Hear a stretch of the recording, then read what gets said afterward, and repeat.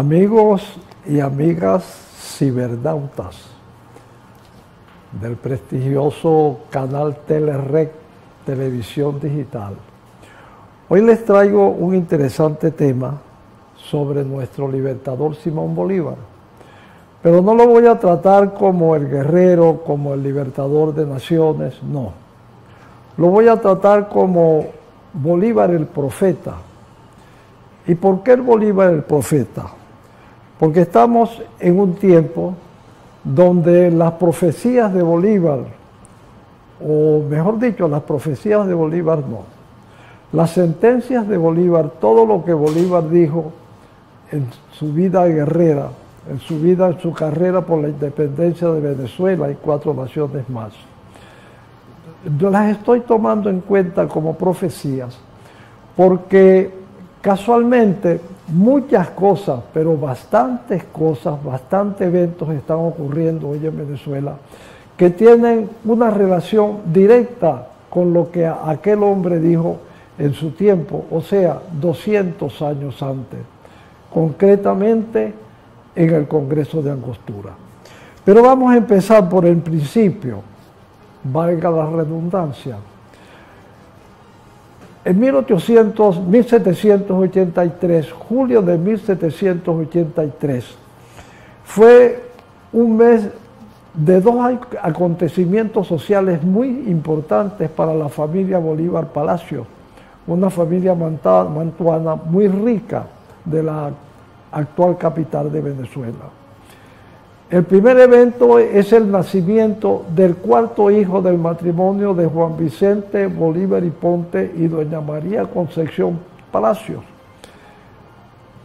Este niño se viene a unir a la familia Bolívar Palacios, donde estaban María Antonia, Juana, Juan Vicente y ahora el recién llegado Párvulo.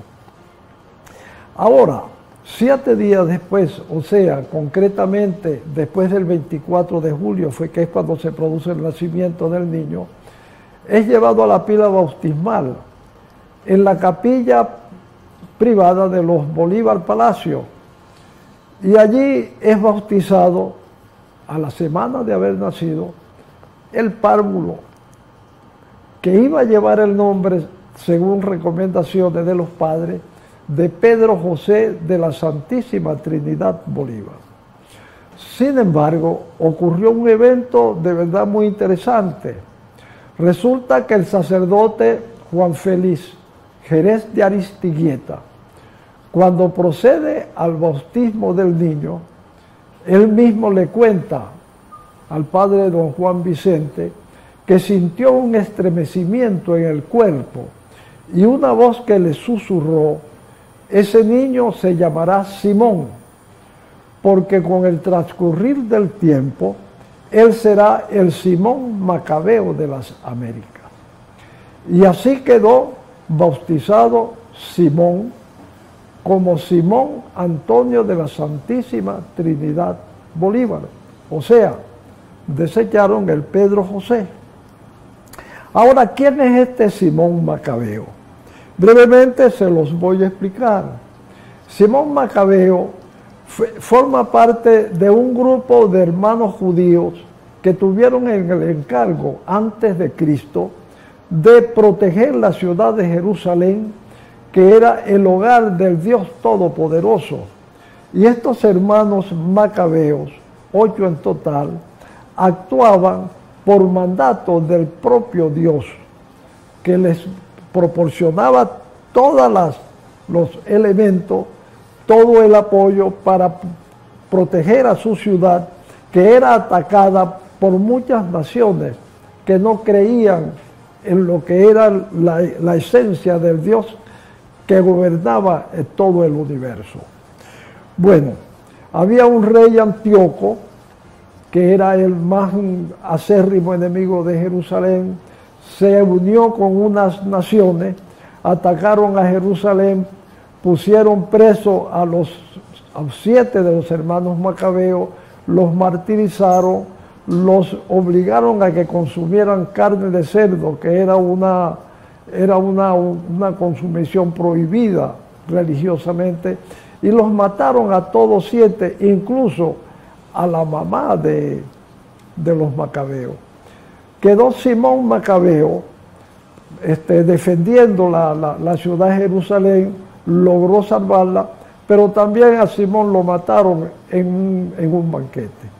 Bueno, Simón Bolívar pierde a su padre a los 2 años y medio, pierde a su mamá a los 9 años, estudia con los maestros Miguel José Sanz, Andrés Bello, el padre Pelgrón, los sacerdotes Negrete y Andújar, y por último Simón Rodríguez, quien lo recluye en su casa, está 5 años con él, y de verdad de allí sale el niño Simón bien fortalecido para enfrentarse a la vida.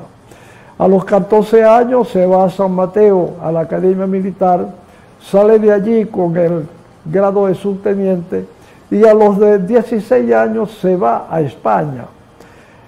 En España llega donde su tío Esteban Palacio, pero de allí tiene que irse porque a Esteban Palacio lo ponen las autoridades españolas, lo detienen por actividades políticas, y él va entonces a refugiarse en la casa del conde de Ustaris, que era un personaje amigo de los Bolívar. Allí Bolívar se encontró con una gran biblioteca, estaban todos los grandes pensadores de la época, estaban allí los grandes escritores, y Bolívar allí salió prácticamente con una enciclopedia universal. Allí conoció a su futura esposa María Teresa del Toro y Alaiza, una muchacha de 18 años, Simón tenía 16, quisieron casarse, don Bernardo Rodríguez del Toro, padre de la joven, no le permitió que se casara, porque eran muy jóvenes, pero total, a los 2 años se casaron. Bolívar se viene a Venezuela, se instalan en San Mateo, pero lamentablemente la esposa, la joven esposa, muere víctima de la malaria en Caracas. Bolívar queda desconsolado, ya había perdido a su padre a los 2 años y medio, había perdido a su madre a los 9 años, no se encontraba con sus familiares, peleaba con los familiares, y de verdad con que consiguió un poquito de regazo para su vida en ese tiempo fue el maestro Simón Rodríguez. Bolívar de allí se va todo desconsolado con las reliquias de su esposa a Madrid, se las devuelve a don Bernardo, allí lloran, desconsolado, de allí pasa a París, se encuentra con Fanny Duvillard, una joven casada con un conde francés, está allí y se consigue allí con su maestro Simón Rodríguez. Simón Rodríguez lo consigue totalmente desnutrido porque Bolívar no tenía, según él, no tenía razón de vivir, había perdido todo, había perdido a su mamá, había perdido a su papá, había perdido a su esposa y estaba prácticamente solo en la vida. Entonces le corresponde a Simón Rodríguez recomponer aquel espíritu y le dice en una conversación en medio de aquella desnutrición que tenían, que los médicos decían que era un estado de confusión, que ya es el último estado de desnutrición donde la persona muere irremediablemente. Simón Rodríguez le dice a su viejo alumno: mira, Simón, el amor de la mujer no es todo en la vida. El amor por la ciencia, el amor por libertar pueblos, el amor por diferentes causas es también importante.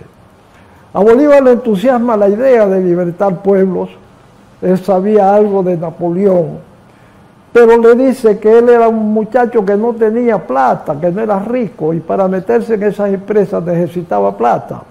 Entonces Bolívar, Simón Rodríguez le dice: pero tú tienes dinero, tú tienes 4 millones de oro, que yo te los ahorré durante la manutención que tuve en la casa, lo que me daba tu papá. De esos ahorros tienes 4 millones y son tuyos.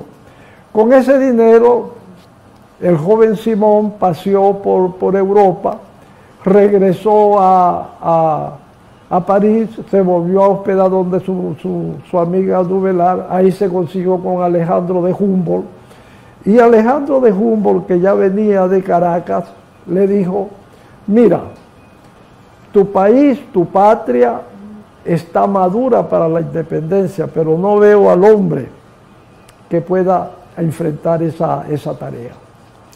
Bolívar como que quedó picado por lo que le dijo Humboldt y aceptó la invitación que le hizo su maestro para irse a Italia. Y en el Monte Sacro, allí Bolívar, después de una perorata de todo lo que fue el Imperio Romano, dice su primera profecía, que es cuando dice: el Imperio Romano, con todo lo grande y lo bueno, con todo lo grande que fue, para lo bueno y para lo malo, no pudo descifrar lo que se llama el enigma del hombre en libertad, que sí se va a hacer en el Nuevo Mundo, en Venezuela. Para este cronista, esa fue la primera profecía de Bolívar, porque después las otras profecías, cuando dice: el gobierno perfecto es aquel que le da mayor suma de felicidad a su pueblo, mayor suma de seguridad social y mayor suma de estabilidad política, esa es otra profecía de Bolívar en el Congreso de Angostura. Y luego, en 1829, en una carta que le escribió a un amigo inglés, dice esto, que es lo que está pasando en Venezuela ahorita, lo que está pasando en este continente. Los Estados Unidos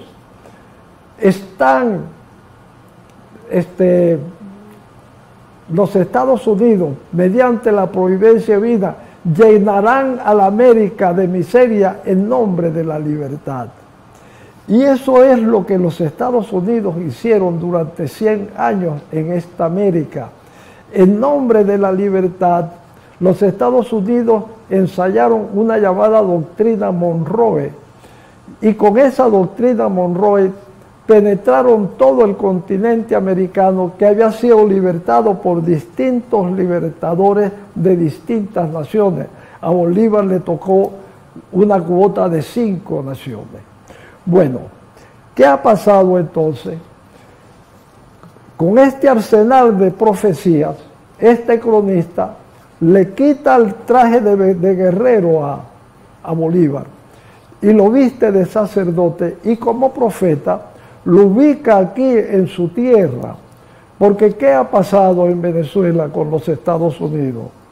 Venezuela no pudo caminar después de la independencia, el 24 de julio de 1821, no pudo caminar ya siendo libre, porque lamentablemente, a pesar de que Bolívar había creado la Gran Colombia en 1819 a través del Congreso de Angostura, donde Bogotá es la capital de la Gran Colombia y quedan Venezuela como departamentos y Ecuador como departamento, pero las miserias de los libertadores y políticos de ese tiempo no permitieron que la Gran Colombia se consolidara, y mediante una conjura entre Santander y Páez en Venezuela, Santander en Nueva Granada en Colombia y Páez en Venezuela, liquidan la Gran Colombia y liquidan a Bolívar, que muere finalmente el 17 de diciembre de 1830.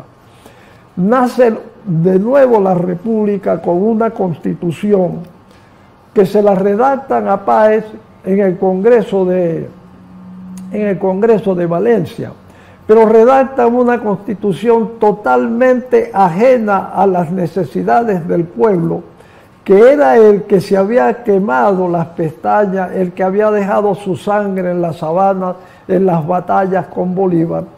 Y en esa constitución, el pueblo, el que peleó en la guerra de independencia, no consiguió una sola letra que lo favoreciera. De manera que Venezuela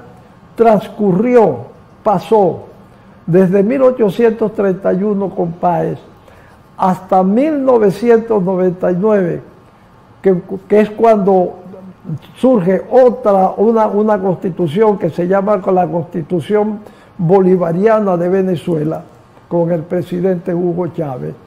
En esos 200 años, Venezuela perdió 100 años en medio de guerras intestinas, en medio de montoneras, en medio de cualquier evento que nunca la favoreció. ¿Por qué?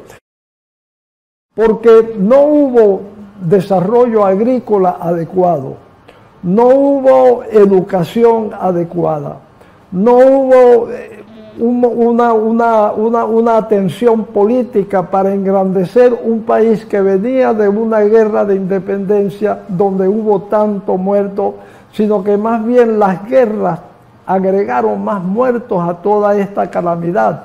¿Cuáles muertos? Por lo menos en la Guerra Larga, entre 1859 y 1863, según las estadísticas, perecieron más de 40.000 ciudadanos. Las profecías de Bolívar se van a cumplir en esta era que está viviendo, en esta era aciaga que está viviendo Venezuela. ¿Por qué?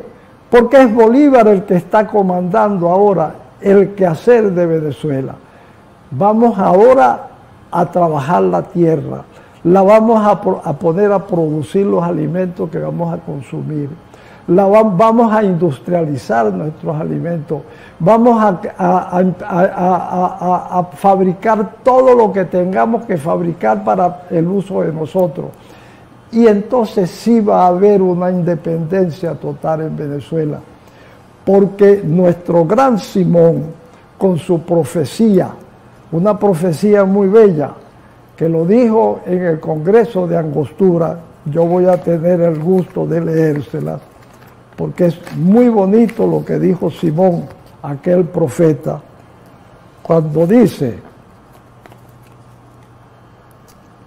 volando entre las próximas edades, mi imaginación se fija en los siglos futuros y observando desde allá con admiración y pasmo la prosperidad, el esplendor, la vida que ha recibido esta vasta región, me siento arrebatado y me parece que la veo sentada en el trono de la libertad, empuñando el cetro de la justicia coronada en gloria, mostrar al mundo antiguo la majestad del mundo moderno. Esto es, amigos cibernautas, según la óptica de este cronista, lo que va a pasar en Venezuela. Estamos pasando muchas calamidades, hay mucha tribulación entre los venezolanos, pero nuestro gran Simón, nuestro gran sacerdote, nuestro gran profeta Simón Bolívar ya nos dijo lo que va a pasar. Esta región, esta Venezuela, ya él la vio 200 años sentado en el trono de la libertad, empuñando el cetro de la justicia, coronada en gloria, mostrarle al mundo antiguo la majestad, o sea, el poder del mundo moderno. Bueno, señores, espero que esta disertación sobre Bolívar Profeta les haya gustado. Lo que dije de una forma o lo que dije de otra forma, pero de todas formas es mi óptica. Yo creo en este país, este es un país cristiano, aquí se está practicando el cristianismo, que es la antítesis del capitalismo. El capitalismo piensa por el dinero, el cristianismo piensa en el ser humano.